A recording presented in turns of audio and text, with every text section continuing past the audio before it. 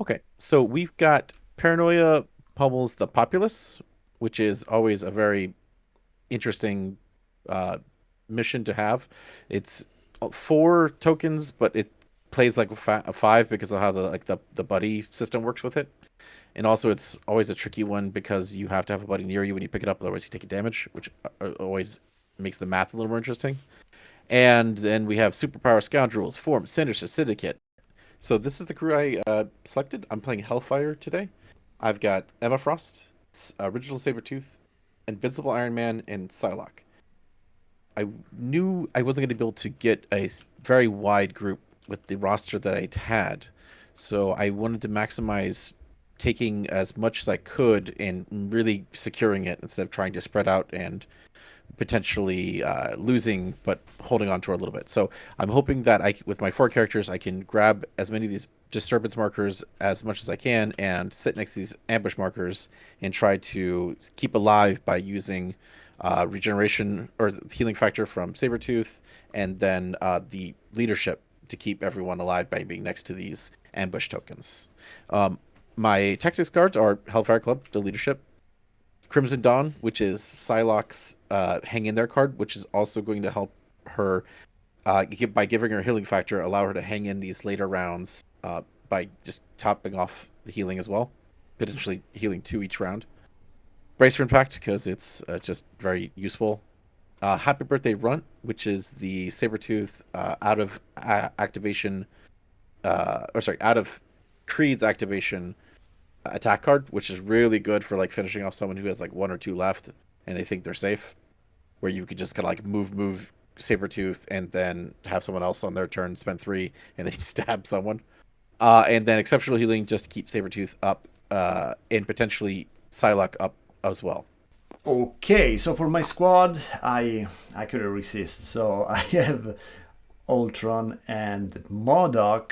Of course, Red Skull is going to be the leader. I was thinking about having both Bullseye and Bob sitting on the back objectives, but I didn't want to.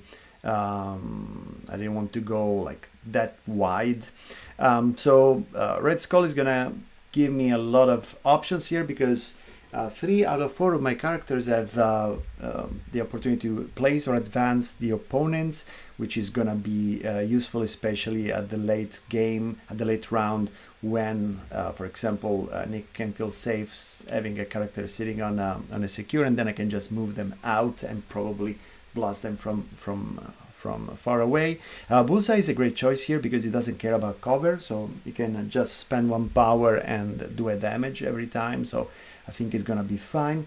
And then Ultron just gonna use the drones to annoy anybody around them, just send them to die every single time because there are plenty of terrain features that we can destroy. So the rule for his grunts is that every time a terrain feature gets blown away, I can just place the drones back. So we'll see, but I'm pretty satisfied about the team. Plus, I got MODOK. Okay, so let's talk about my tactics. Dark Rain is a no-brainer for Cabal. It allows me to reroll any number of dice when attacking a chosen character for a round, which is great. Brace, I didn't really want to have it because I have 3 throws in my team, but it's always coming in handy, and it can help especially for the character I will send to the middle objective. Escort to Safety is my favorite card, nothing else to add. It will simply pull somebody out of harm's way. And Sacrifice, because if there is a Helios coming MODOK's way, I'm pretty sure the Bullseye is going to be a nice guy and take it for him. And then Age of Ultron, because yes, you have Ultron, so you must have Age of Ultron. So that's my team. Let's go to deployment. Nick, you go first. Okay, so I wanted to deploy somewhat centrally with Sabretooth and Iron Man to try to grab these 2 points, and then have Emma and Psylocke with more long range attacks to sit on these ambush points and maybe grab a disturbance. I'm not sure, but with MODOK and Ultron Metal Tyrant being on this side, I can't be super aggressive with grabbing these points, so I might have to try to play the slow game at the beginning. Yeah, on my end, so I decided to give away this side of the table. Bullseye just gonna patrol here, hopefully survive for a few rounds. The Ultron drones are just gonna go and annoy Psylocke as soon as she will take the first damage, because no way I'm gonna send Bullseye here to pick up the disturbance. Then Red Skull and the Metal Tyrant will decide where to go, because I want to control this side of the board more, and MODOK simply just gonna move and probably blast something, or just move if I feel bold and go here to pick up this disturbance, because he's not really worried about Emma, to be honest, so we'll see how it goes. All right, so this round I played really conservatively. I didn't want to get too far up with Tyrant and MODOK. And the left-hand side, I am trying a little feint with Psylocke while trying to control the center. So I moved Sabretooth and Iron Man up, took both Paranoid tokens. Sabretooth went first, so he healed off the damage. And now both of them are on this point, holding it and holding 2 points. Emma and Psylocke, using their range 4 stuff, kind of stayed back and did little... Emma did 1 damage to MODOK just to get him angry. Psylocke did a damage to the Ultron drones. And I'm hopefully in a good position for next turn to maybe try to take out or do some damage on MODOK and maybe Red Skull if I can kind of get this off. In this turn, I'll just score 1, 2, 3 for the ambush tokens, 1, 2 for the Paranoid, and then a third because their Sabretooth and Iron Man are buddies for a total of 6. Yes. That was a lot of points. I only score 1, 2, 3, 4, and the buddy one, so I'll score 5, and that's gonna be a fast round. So what I've done was put Red Skull in position and to hold this, so Bullseye could dare and go pick up the token if Psylocke didn't want to. I completely given up this one, because it's not worth it, but next round I'm gonna have these 2 nice dudes going all in on Sabretooth. I will completely ignore Emma for the rest of the game and see if my evil plan works out. So let me do the cleanup.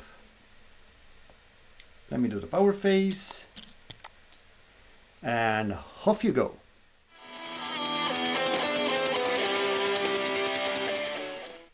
Okay, so I had a semi-productive phase. Didn't die, thankfully. Sabretooth was pushed by Metal Tyrant, kind of towards this way. So I decided to redirect up into MODOK and attacked MODOK. Did 1 point of damage. The turning wild into blanks is really hurting this squad that I have, as I didn't realize how dependent on wilds I was for a lot of things. But I'm slowly chipping away. Emma moved up as well.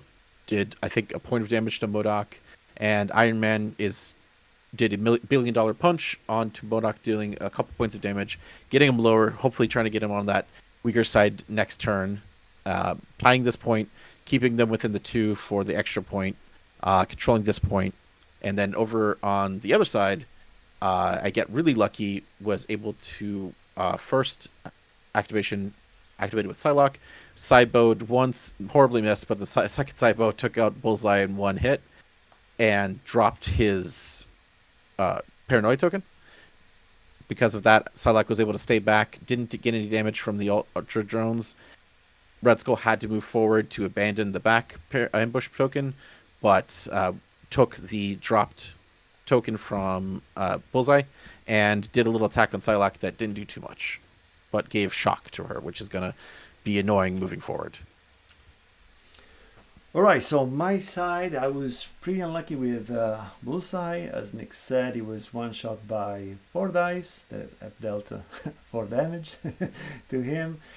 This forced me to rethink what I wanted to do with the Red Skull, which actually just moved up to get the token, still benefit from the body extra point, and try to do some damage or even move away Psylocke, but it didn't work.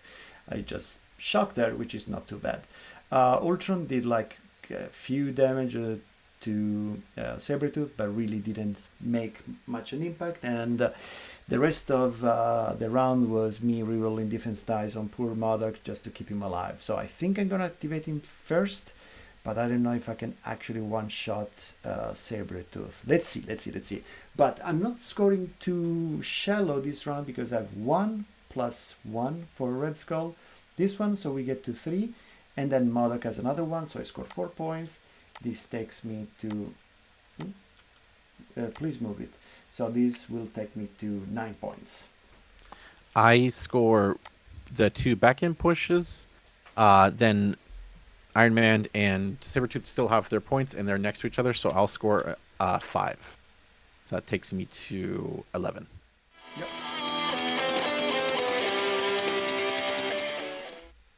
All right, so a little bit on the back foot this turn. Wasn't able to totally finish off MODOK, but I was able to kind of redirect his forces in a way where I should still be on the lead point with leads, or still on the lead with points. I did lose Sabretooth, but he was the Dark Rain play, so there's not too much you could do about that. But at least it kind of took those resources away. Emma and Tony were able to kind of hold on to their points, with the center point being controlled thanks to Bullseye being injured from Psylocke. Unfortunately, we did lose Psylocke between a very lucky Grunt's turn and Red Skull moving forward to finish her off. But she's going to come back with Crimson Dawn online and wreck that Nazi next turn, hopefully. This turn, I'll score 1 for the middle, 2, 3 for being next to Sabretooth, even though he's dazed, and 4 for Emma's.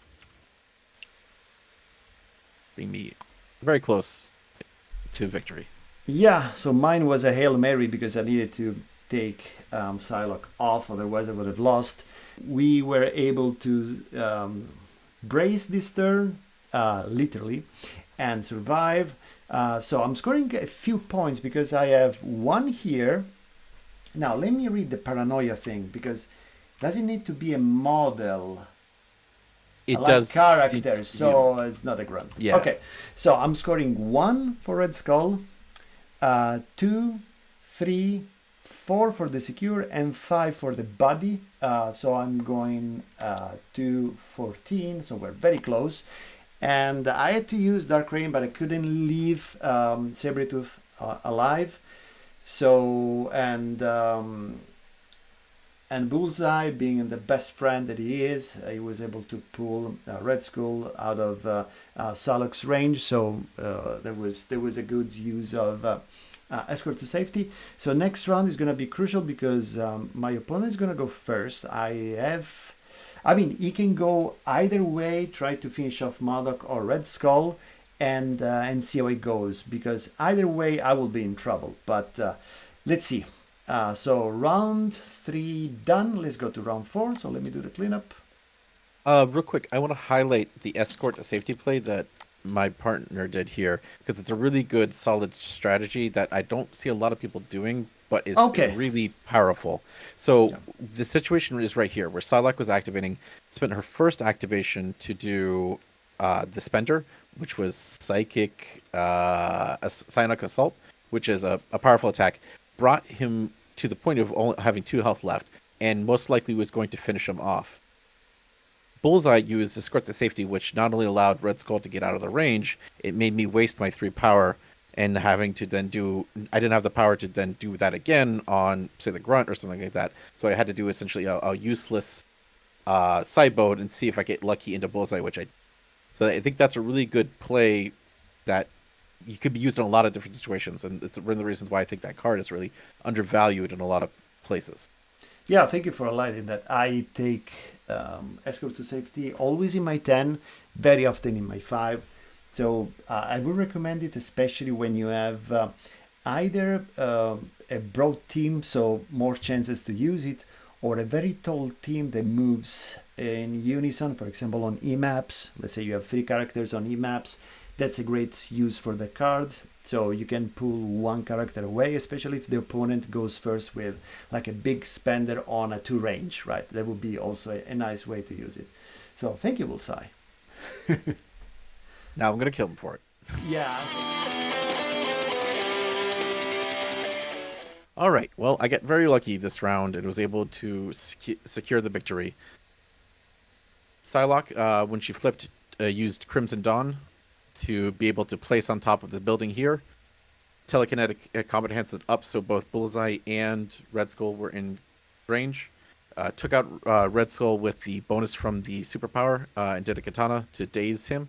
Uh, Picked up his token and then did 1 damage to with a very good roll. I had it was 3 blocked versus 3 attack dice, and I had 1 reroll available, and I was able to get that last point of damage through, and so I was able to pursuit onto the point here and be able to secure this point, which allowed Emma to finish off the tyrant, which made him drop the token, and allowed Iron Man to take this point from both MODOK and Ultron, Metal Tyrant, which will secure me 1, 2, 3, 4, 5, 6 points, taking me to 21. Okay, so Psylocke won the game, as she normally does, because with 2 attacks she was able to daze Red Skull and kill Bullseye, thus clearing every one I had on that side of the map. And unfortunately, Sabretooth was too much for both Ultron and MODOK. 2 attacks, it was enough to take Ultron down to 2 wounds and to daze MODOK, but he was already half dead. I tried to sacrifice Ultron to see if I could keep MODOK up for a round, but it didn't work. And unfortunately, I didn't have much to activate, so I scored 0 this round. At the end, the gamble didn't really work on putting both 5 threats into the game, but at least you give it a go. MODOK is always fun to play, and same goes with Ultron. So next time, probably I should have gone with the double 2 threat with Bob and Bullseye sitting on the back points and having some browser on the middle of the map. But let's see. I'm not too sad about this game. So I hope you guys enjoyed the video. We'll try to tune things as we go. Of course, this is just the second one we make. And of course, please comment, subscribe, do whatever you fancy in the comment section. If you want us to play anything, you can join our Discord, and there in the next few days, Nick and I will put the entirety of our rosters. I just got the Shadow King, who looks amazing, so I'm gonna paint him, but I can't paint him right now because I just realized I need glasses, so I'm gonna go and get my eyes fixed before putting some paint on that guy. And most likely next game is gonna be Brotherhood for me. Nick, any closing words? No, just as always, thanks for the good game. This one is really close. I was able to maintain a little bit of a strong lead, but that last round could have gone really quickly the other way if my Psylocke Gambit didn't fail. If that failed, so as always, Marvel Crisis is a game that can kind of like really is a very volatile game in terms of like where you can be and where you can how you can come back and whatnot. So it's always good to keep that in mind and to always play out to the end. So yeah, I'm looking forward to getting crushed by Magneto in the next time. Yes, hopefully. All right, thanks everyone. All right, bye.